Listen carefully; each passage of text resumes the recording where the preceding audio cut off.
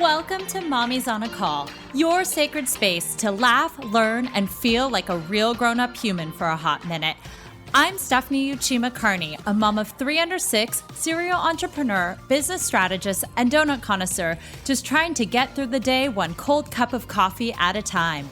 I believe that with more intention, a positive mindset, and self-care, it is possible to thrive in motherhood, business, and life. My mission is to uncover the daily rituals, life lessons, real-life tactics, and favorite tools to inspire and empower you, mommy, to get the most out of life every single unpredictable day.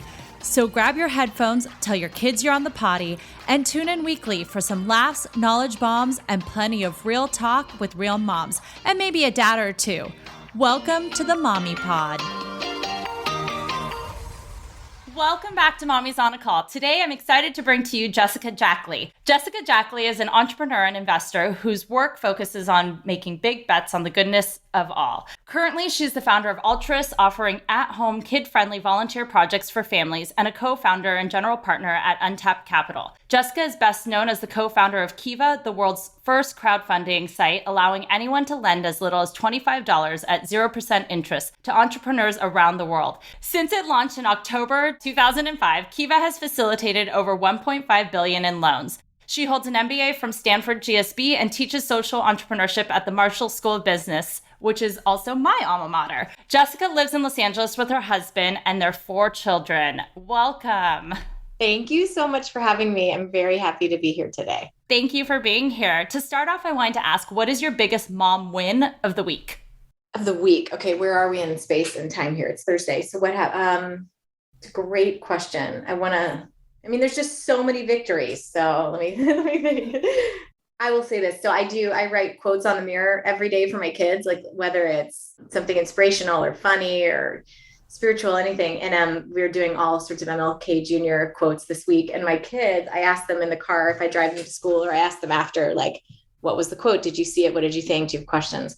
And they all 3 could say it. They could say the quotes. What was the quote? The first one that I wrote on Tuesday, because there was no school Monday, of course, was, if you can't fly, then run. If you can't run, then walk. If you can't walk, then crawl. But by all means, keep moving. And the other one was, of course, it's funny because to us, we're like, yeah, we've heard that one before. They're amazing, but they're all new to the kiddos, right? The other one was, and they certainly don't lose their power just because we might have heard them. The other one was, darkness can't drive out darkness, only light can do that.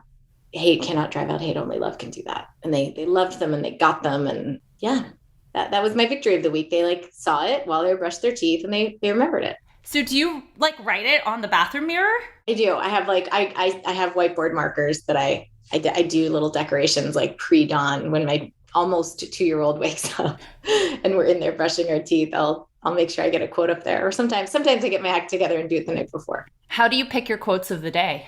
I kind of go with what's on theme, what's in their minds, sometimes I did a long run of funny ones, because there's a cafe that we drive by that has a billboard in the mornings that has a billboard with joke ones on it. Like, the early bird gets the worm, but but the second mouse gets the cheese. And they're like, what?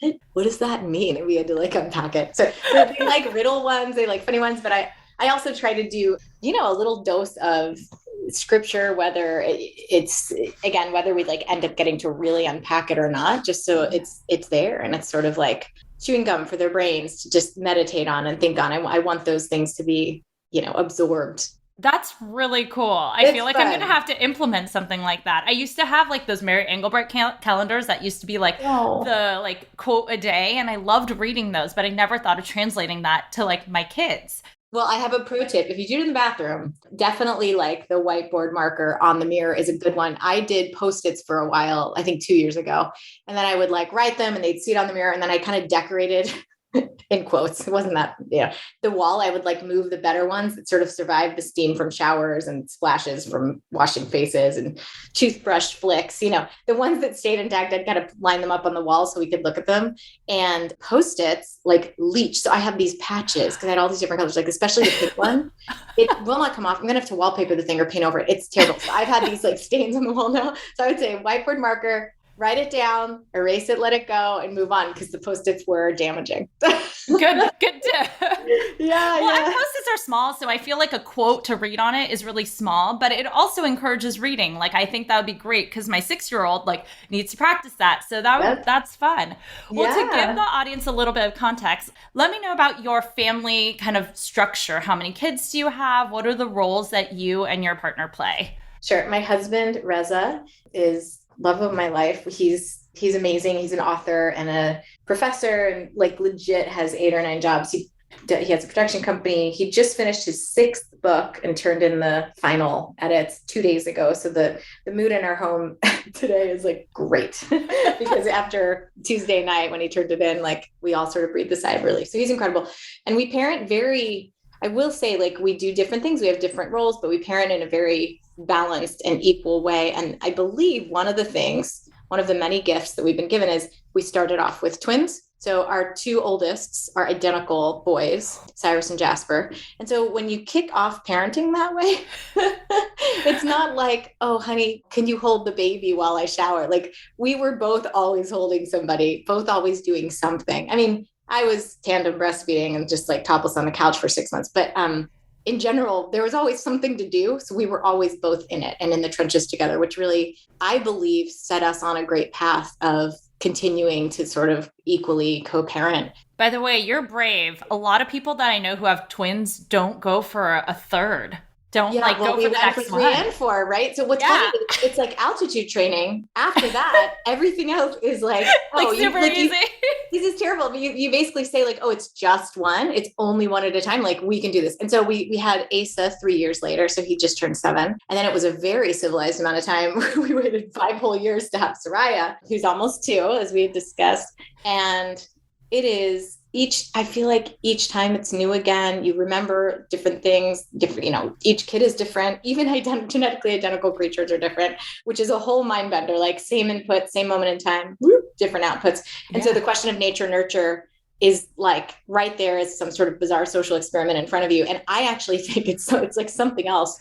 I don't know if it's epigenetics. I don't know what it is, but I watch them have the same stuff, the same message, the same choice, and they just pick. They just like choose what they're going to do. It is really hard to figure out and amazing and interesting. Anyway, so I'm always curious that like what is nurture and then what is like genetically programmed? Because even with 3 kids and not twins, like you see so much difference. And I'm like, how are you like that? You grew up like it's not birth order, it's not this, like it's just something about them. I was going to say, I had a friend who had twins and then who went for a third and had twins again. I mean, were you like at all nervous? Twins until now run in our family. And basically we knew we could do it if that's what happened. And we just, I feel like you're always sort of opening yourself up to all possibilities that the universe has to offer. And I don't know, like you end up you don't get to choose. There's a lot you don't get to choose. Although as it goes, it's like I couldn't imagine anything more perfect. So are you going to go for 5? It's so funny. I'm so irrational about it. Like that would be stretching all factors, right? All budgets, all everything. We feel complete. We feel really good. And the thing that I've been very fortunate to have healthy pregnancies. And it's still like a 2-year cycle, right? Like you can't wrestle. I couldn't wrestle with the boys when I was pregnant with Soraya. I couldn't like really get in there. So you feel sort of like the volume's turned down or something, like on your ability to really jump in, at least for me, the way that I would usually. And then you are your babies, like you are owned by that baby for indefinitely. And so I feel honestly like the 2-year mark is a big one. Same. As we approach it, I finally feel like we can travel, we can do things. I mean, thanks COVID, but it's like, I feel like finally we're able to get out more. Like that first year is so hard. And like, it's just, you don't realize it. Yeah. Although didn't you feel, this is how I felt. I mean, again, all blessings, all gifts all the time. The timing was very interesting though, because being in the 4th trimester and just, we would have hunkered down and life would have been slow and close to home regardless. And then when it needed to be because of COVID, I felt almost like we had a weird head start and almost as if the rest of the world was sort of validating, like everyone was doing it. Like there was zero FOMO. There was nothing to miss out on. Right. So we just felt lucky. I completely resonate. like for the first year, I couldn't tell anyone that I actually was enjoying it because I felt really guilty. Yeah. But I really did, because we had to like our friends were celebrating birthdays and doing all these things, and everything got canceled. And I knew I would have a newborn. So I'm like, oh, I can't go to that. Oh, I can't do this. Oh, I can't fly over here because I'm going to have like a 6-week-old. And when everything got canceled, I mean, part of me was like, welcome to my newborn 4th trimester. Like, and it was nice. My husband actually got to be home. He got to be there with the kids. And it's those little moments of time, like, that you don't realize throughout the day. Like, even if it's 15 minutes, like, honey, can you just sit here so I can take a shower? That you don't realize, like, how amazing it was to all be home. Like, yes, it was hard homeschooling and doing all that. And I know we were very fortunate, but it was kind of nice. I feel like it was awesome. Soraya is so attached to her brothers, and they are so attached to her. It was like bonding. A lot of Although, sweetness. does Soraya like question now when any of you leave the house? Because Zoe is like, like, Daddy, where you go? Where you go? And it's like, no, Daddy's not always home. No, Mommy's not always home. Like, we go places. Well, you know, what's funny? We both actually work from home. And so we're kind of around, but it is harder when her brothers are gone, and she has some, like, it's nice. She's quiet time and some focused, like, one-on-one with an adult. But we interrupt our days a lot to go upstairs and sneak in some hugs. Well, before I jump into why you decided to start a company and everything in the middle of a pandemic and with, a new baby and stuff with 4 children, let's back this up a bit. Let's back it up. Yes. And I want to talk about like PreKid Life, starting Kiva, and just the transition to why did you leave there? When did you have kids amongst this? Because I know you started Kiva in 2005. When did you actually exit that? And, did kids come into play with any of this? And then, how did kids change your journey? Yeah. Well, I'll fast forward through a number of years, but Kiva started more or less after college. It was a few years out, 3 years out. And it was this very beautifully naive sort of what if idea based on just a very pure belief in the potential of other human beings and a curiosity about what would happen if we connected people in a different way, not through a donation, not through an interest-bearing investment or some kind of like financial upside there, right? Any kind of structure that way. But if it was just a charitable loan, no interest to the lender, that would come back, hopefully, not always, but 98, it turns out almost 99% of the time it has. We thought, wouldn't it be interesting if we could have all of our friends, and I'm saying my co-founder, Matt, and I said, wouldn't it be interesting if we could have our friends and family lend $25 or more to our new friends in Uganda who I had met while I was doing an internship there? Wouldn't that be like a fun, again, kind of experiment to do? And so we had first 7 entrepreneurs that I tromped around Uganda, took pictures, wrote down their stories, uploaded the information to this like crazy dial-up connection. And then we basically spammed our friends and family and said, hey, here are my new friends. One's a goat herder, one's a seamstress, one's a farmer, etc. They each need $300 or $500. It's like $3,000 at first, and spammed them, said, we think it'll work. What do you say? The money came in. Very, very like not tech savvy at the time in terms of what we had set up. We just wanted to try to start. So it was like, my grandma handed me a 20 and not like online processing, nothing like that at the time. So basically that worked. Our 7 entrepreneurs and their $3,000 was a little mini success round, right? Little mini success story. So that led us to do another round and another and another. And formally we sort of attempted to do it for real after that first $3,000 round of loans in October of 2005. And it turns out that first year we facilitated about 500,000 in loans. It took 5 different countries, I believe, Uganda being the first. Then the next year it was 15 million, the next 40, the next 100. And then it's at like 1.6 or 1.7 billion today. Wow. And these loans from everyday people, $25 at a time, to other everyday people who need that financial boost at the moment to pursue their entrepreneurial projects and dreams. So that was Kiva. I was going to say, did you have an entrepreneurial background at all? Like what got you inspired to even say like, it was like a project, you said. So you were experimenting, you were playing in the sandbox. You were just, let's see what happens. And I think so many good things happen that way. So many good things happen out of curiosity and a focus on the thing itself, not, I've done as you and I discussed, our paths have crossed through USC years back. I speak to a lot of students who have a great desire to be entrepreneurs. And when I ask them a little more about that, oftentimes, what is the space that you want to play in? Who are the people that you want to serve? What's the sort of theory of change that is most exciting to you?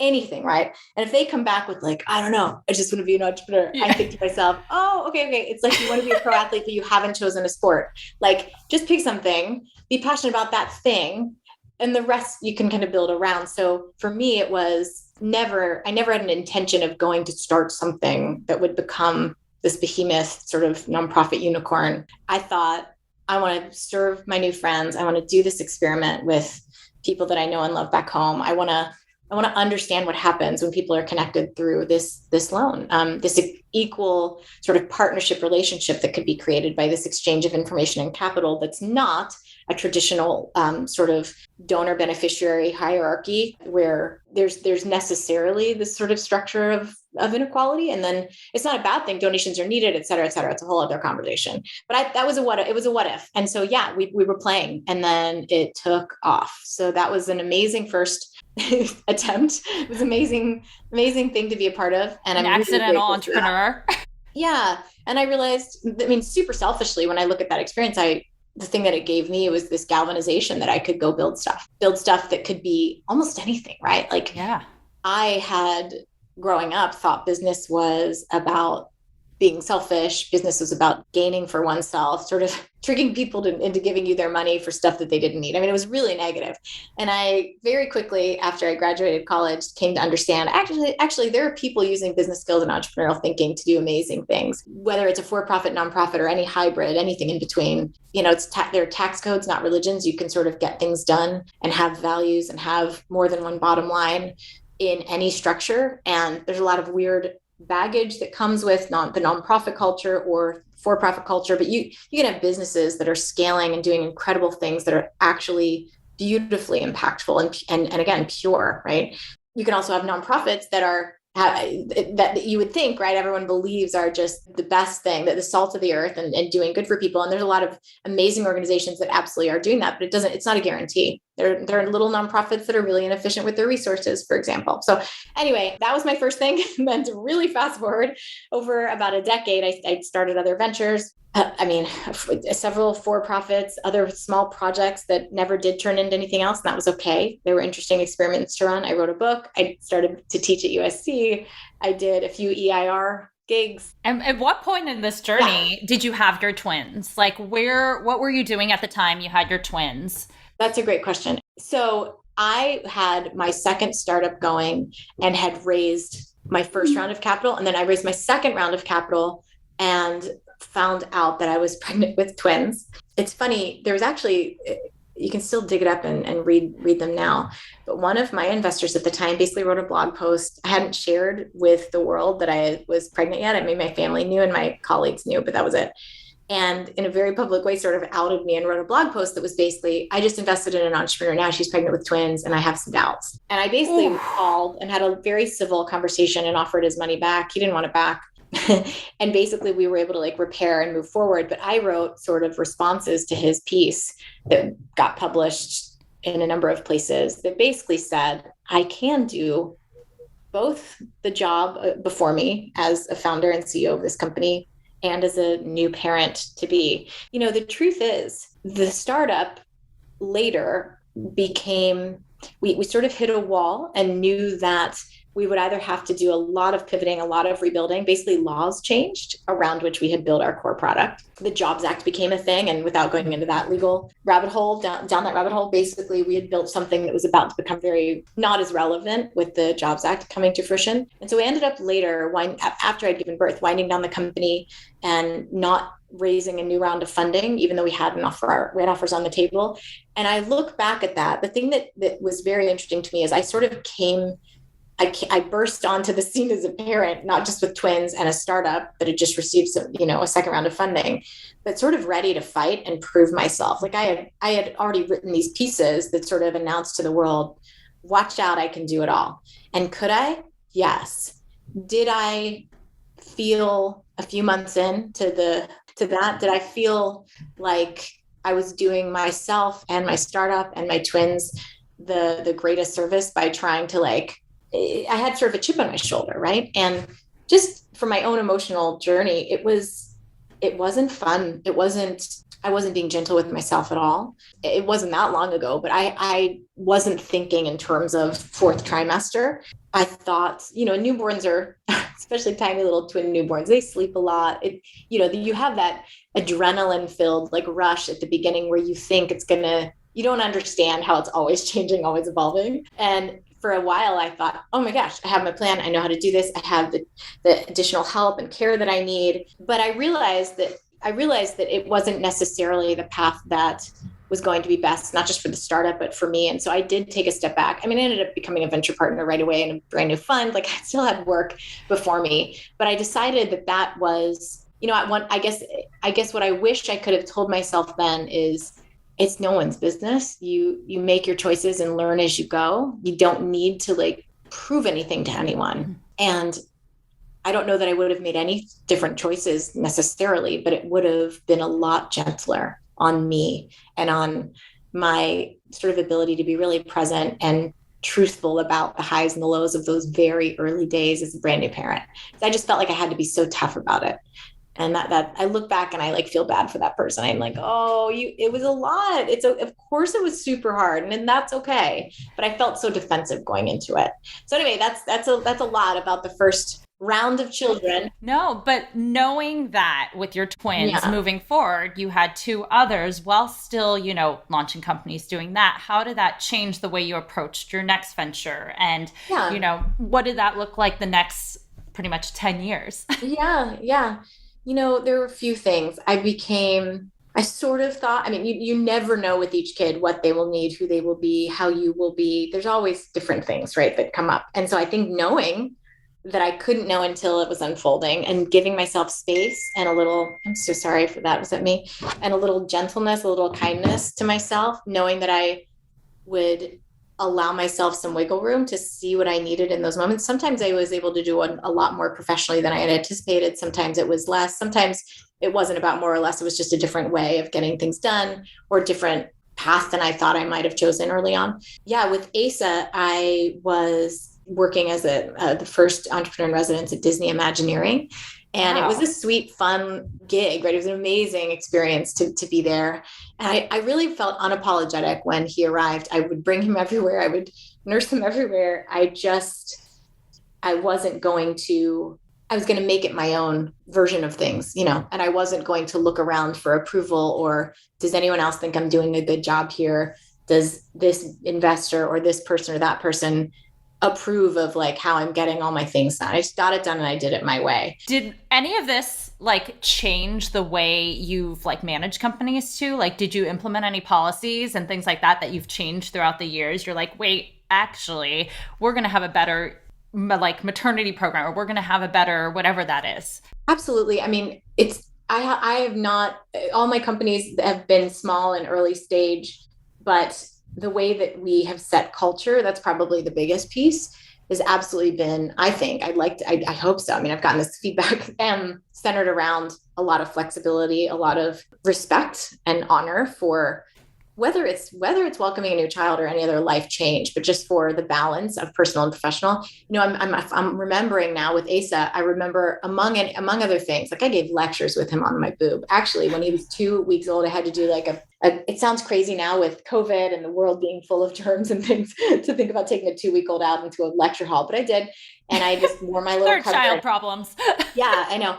But it's funny, among other things, I took him to TED Women, and we didn't even go into the main room, like with the big red circle where things are being recorded. We were like in a breakout area, kind of watching things on screens. But at one point, an ill-informed, I think he like worked at the hotel where it was being held. He was not sort of in tune with TED Women's, I think, policies or anything else. But he basically said, is this person ticketed? And I was like, he's 5 months old and he's nursing and asleep in this sling. What are you talking about? They asked me to leave the room. And so I made a big stink about it. And it got in the New York Times about like nursing mother asked to leave TED Women because of bringing a nursing infant. So I think that's one little nice data point or one little mini story about, I just never apologize for parenting my children. They are and always will be my priority. And I will get my jobs done but they, even in this time of Zooming and chaos going on in the background, oftentimes, like I've made a point to do my best to never apologize for interruptions from my kids, because they bear the priority, full stop. That's why I named this Mommy's on a Call, because it's okay if your kids come running in. I generally say mommy's on a call, but it happens. It's life now. And that's incredible that you incorporate that in, and you should never apologize. I feel like you're the pioneer in not only like social entrepreneurship, but a pioneer in, women's kind of like rights in the workplace and gender equality and all of that. I appreciate that. I'm doing my best. I think we all show up and do it differently, and we all prefer different things. Like, some people don't want their kiddos. They need some space to focus. And I get that too. So you know what I mean? We all do it our own way. And I think that's the whole point. We should all have the option. So now we're in the middle of a pandemic and you have a newborn. Is it still the middle? Oh, back in the past. No, yeah, back. Well, I want to be done. We're starting, I guess we're going on year 3, Let's whatever. Go back in time, yeah. We're going to go back to now you have a newborn. And when did you come up with the idea for Alltruists, and kind of what made you decide, okay, I have 4 kids now and it's a pandemic, I'm just going to start another company? I mean, a lot of moms out there, and I ask this because we all make excuses. We all say, oh, maybe, when the kids are older, or, not right now is not a good time. You seem to have launched it at a time where most people would say it's not a good time. So What happened for you? And also, what did kind of the behind the scenes look like to make it happen, especially at home? So for years, my husband and I have done, it's like our main family extracurricular is the wrong word, but like an ongoing passion project, I guess, to explore different world religions with our kids. My husband is a scholar of religions. That doesn't hurt. He's pretty encyclopedic. I can kind of be like, hey, tell them that story about the man that pops out of the pea pod. It's actually a Native American origin story. Anyway, it's amazing. So he's able to sort of pull out a lot of stuff easily, quickly, and tell stories of many other belief systems, many other cultures. And for us, it's just very important that we are raising religiously literate kids, because I do think it ties to cultural literacy, empathy, all sorts of good stuff. So that's been our project. And I say that because for years we thought, what could we build or make or provide for parents that want to teach their kids these core and common values around, especially in interfaith families or family. When I say interfaith, I actually mean like interbelief. Maybe one parent has no faith background and is agnostic or atheist. That counts too. So any kind of different belief systems coming together in a family unit. How do parents navigate that? And for us, we've been able to spend a lot of time making our own curriculum up, like making up these projects and stories on Sundays with our kiddos. So we were thinking, could we make this into something more helpful for other families? And that basically evolved into some experiments that we ran and some fun Sunday afternoons spent with neighborhood friends and families around us, reading a scripture, singing a song, learning a lesson, hearing a story, and doing projects. And what really resonated when we stepped back after a few months of doing this, the projects, particularly the service projects, really resonated. So you pair that with my own personal feelings of disappointment in myself for not having gotten out the door with my kids more in the first 10 years of the twins' life to volunteer. We have a handful of times, and we continue to try to make that happen, although it's been really hard in the last 2 years. But I felt like when Soraya was born, it sort of it was a moment in time for me to step back and say, like, how are we doing? Are we achieving all the goals, if you will, in air quotes, all of our sort of greatest wishes for what we want to teach our kids, like what's most important here? And we were missing the mark on service. So I thought, as I am, new baby at home, the way we interacted with the world was through the boxes that showed up at the door. And we were so fortunate to have that be the case. And I thought, wouldn't it be interesting if it wasn't just things arriving that we consume, but things arriving that would give us tools and learning materials to be able to turn around and give back and reach back out into the world in a positive way? Like, what if there was a service project that kind of came in a box? And I was very inspired by the Love Everys, the Kiwi Crates, and all those that we've, subscribed to for a long time.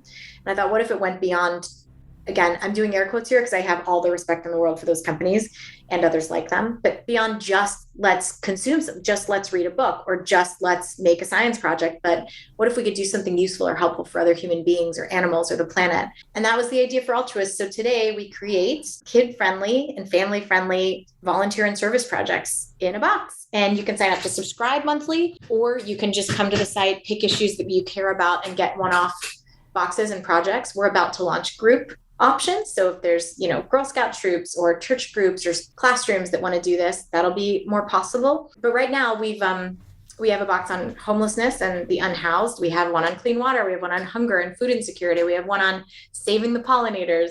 We have one on energy poverty. We have one on refugees. Kids can make a welcome kit for a new arrival refugee kiddo in their community. And then all the things are included, right? Materials and posted mailer to send back projects when that's relevant. But some of the projects also are like about doing better at home. So we have our next box is on shelter pets, and kids make toys for dogs and cats. But we have one with Audubon coming up that we're super excited about, where kids can help make their own homes safer and more friendly for migratory birds. And so you don't necessarily always make or gather something and send it off. You often do projects at home too. I love it, because that's Alltruists. So we got the homelessness box, and so it's amazing. And I went through it. Honestly, the Connect. So for those out there who can't see this, there's 5 mini books in there. That's Learn, Connect, Act, Give, and Do More. And the stories that they put in it, talking about, an actual child that's homeless, like almost made me cry. I was like, and then ironically, I wanted to show you this, which I know we're on a podcast, so people can't see it, but my son actually for school,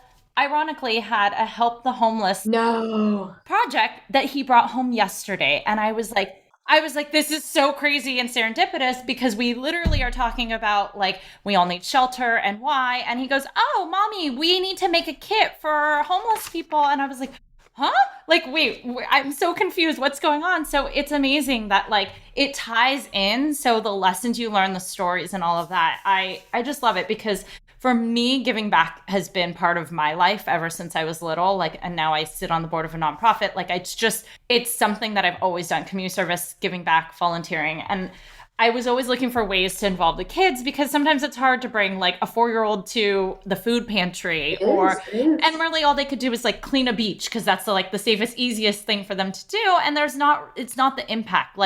And so I love getting them involved in things where they actually like meet the people or see that. And like, it's amazing what you're doing and learning about all the issues in the world. So thank you. That makes my day. I'm so glad that it was a success in your home. And, we're still so new. So we are really eager to get this right, or even more right. And so we're super open to feedback. If anyone is listening and has an idea for a group that could use our projects, or even a nonprofit that you think would be a great partner, or a project or an issue, we're all ears. And a lot of what we've built has been very closely tied to feedback we've gotten. So if there's something out there that you're like, what, my kid asked me about this today and I really don't know how to talk to him about it, let us know. Maybe we'll get to make something that would be helpful. Actually, this is too funny not to share it. My friend Leah said to me early on, when I was starting to figure out what this might be and trying to figure out how much our learning materials, for example, are helpful. Do you just want the project? Is a guide like FAQs and not fun facts, not so fun facts, answers to tough questions? Like, what would be useful there? And she said the funniest thing. She's like, oh my gosh, I so need a guide. My kids keep asking me about climate change and I don't even know what to say. I'd rather they just ask me about sex every day, because at least I know the answers. And I was like, oh my gosh, this is a real pain point. Like, it's scary to crack open the conversation about why this person is unhoused and asking for money, or why are people hungry in the world? It's a lot. It's a tall order to translate these big issues to kids. So we want to help do that, and then also turn around and give you something to do right away that can be impactful. It's so true. It's hard to talk to them about it. So part of the nonprofit I ran a program that was called Holiday Baskets, where it started in the Great Depression, but we put together all these essential items for a family. But then we also, on top of that, buy Christmas gifts or holiday gifts for each of the kids, clothes, essentials. And it's about $2,000 worth of supplies and things. And we deliver it to a family. And this year we had about 110 families. And so I brought my kids with me to shop for them and to also deliver and all of that. And you're right. The questions that came up, it was really hard for me. Like, how do I phrase this? They're like, well, why? Like, my daughter's like, I want that doll. I'm like, oh no, we're giving that to, so-and-so. And she's like, well, why? I'm like, and I tried to explain, and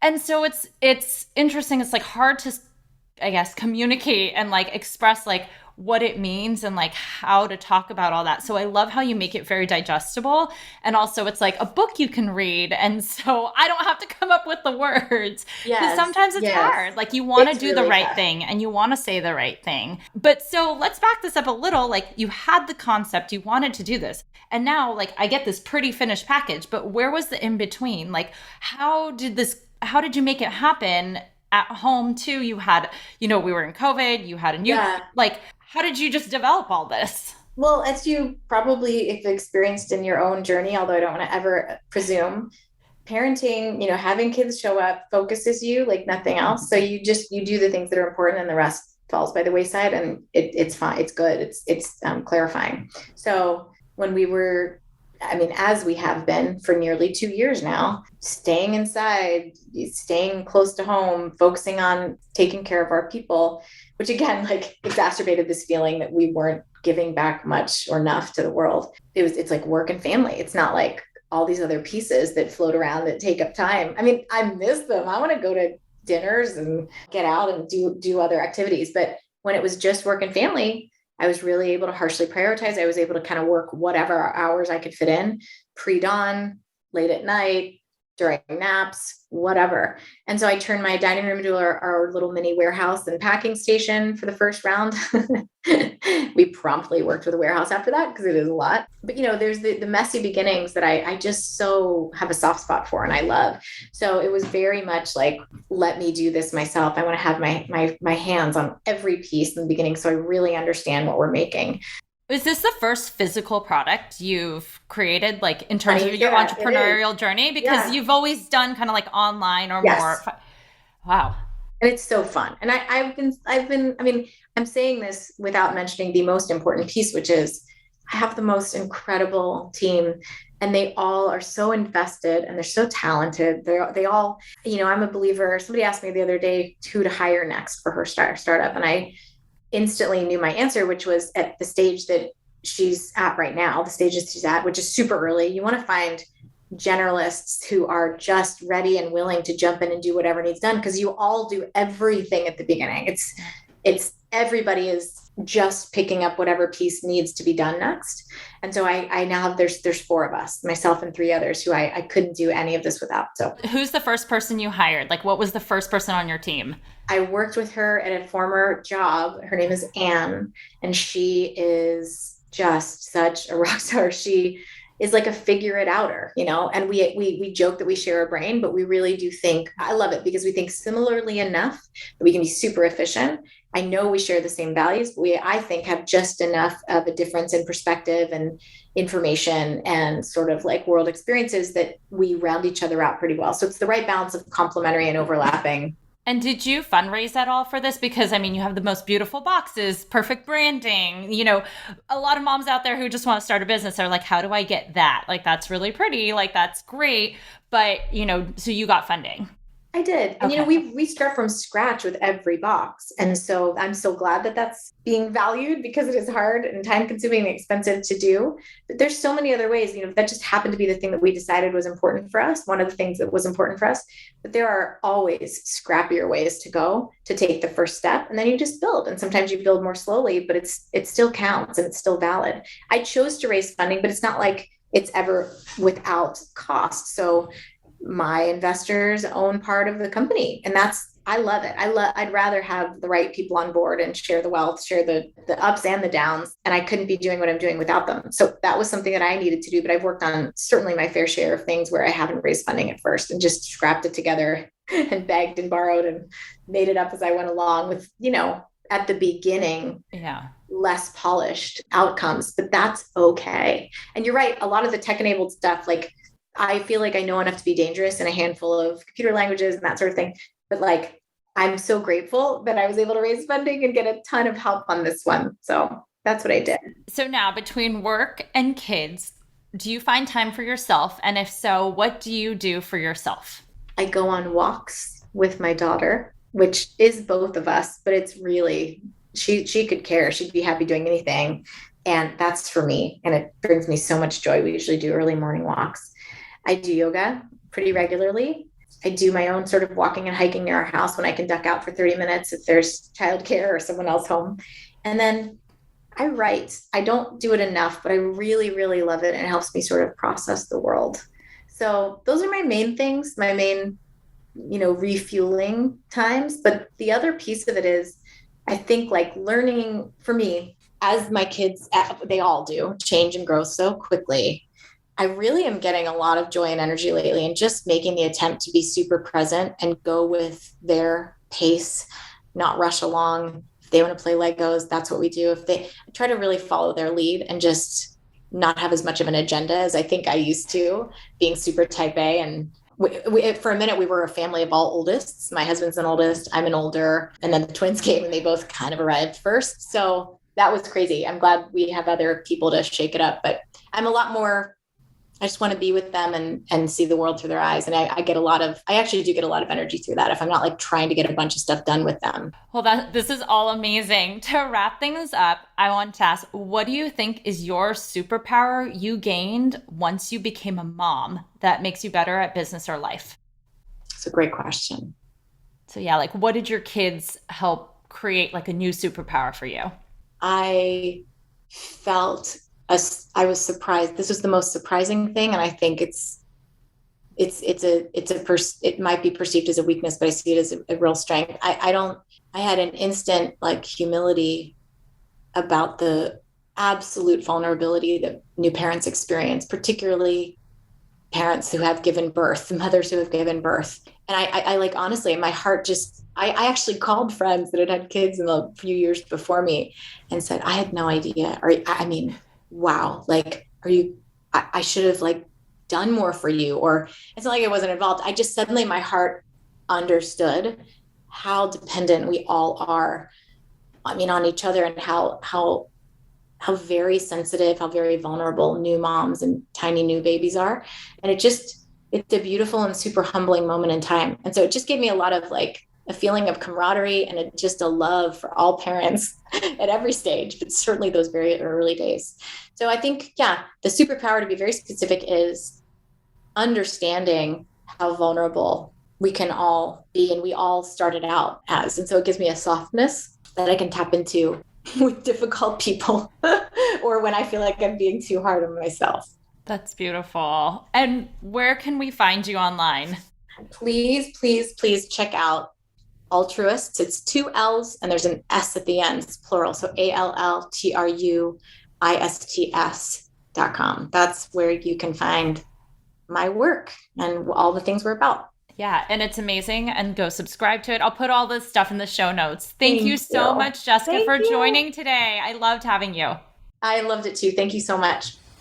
Thank you so much for listening to this episode of Mommy's on a Call. Your support means the absolute world to me. You can find the show notes for this episode and other goodies over at mommysonacall.com. And if you enjoyed this episode or have gotten value from the podcast, I would be so grateful if you could head on over to Apple Podcasts and leave a rating and review so that we can reach and empower more moms all over the world together. Thank you so much again, Mommy Pod, and I will see you here next time.